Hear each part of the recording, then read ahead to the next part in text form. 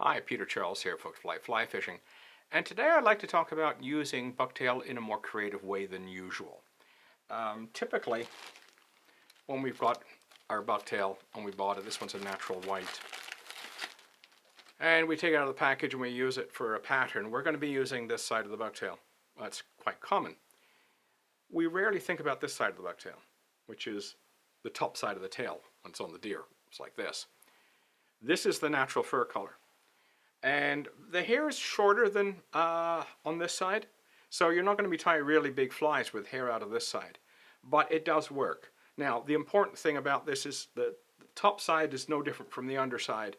You want to be using the hair from the tip of the tail, not the base of the tail. So for example, I'm going to take some off the base. Now I'm just going to tie it in on this just experimentally to show you what it looks like. And then as I turn it, look how that's spiked up. And the reason for that is that hair is hollow. So when we bind it tightly, that hollow hair scrunches down and splays out. What we want to do is use the tip of the bucktail, and I'll take this off.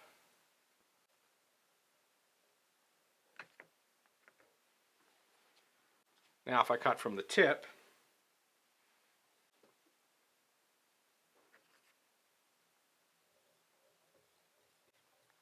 you see the difference. It doesn't splay. That's because that hair is solid. So this brings us up to something that's really interesting. Most bucktails these days are sold either in the natural white or dyed. Now this is dyed gray. Now what we need to really start looking at though is when we flip it over, look at the interesting color we get in here, this sort of a gray brown. I mean, that would make a great color for the back of some minnow species. We've got this lighter natural brown here with the natural white. Now I've got this fluorescent yellow. And now we've got a different color in here. It's kind of got a bit of a speckly yellow look to it.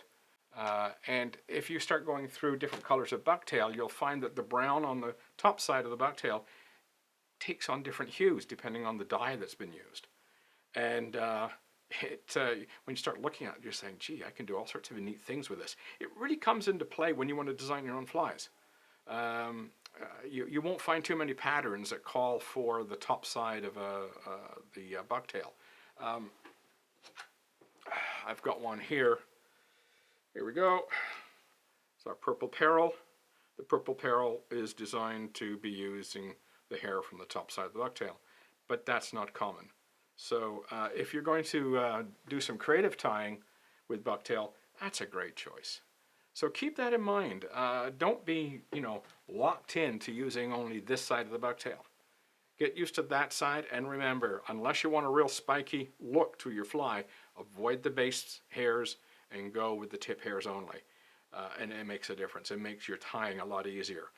I know people tend to grab pieces off wherever, and they probably don't realize why some of their flies look good and some of them don't. So just keep that in mind. Don't forget to look on the back side of the bucktail. There's some interesting colors here.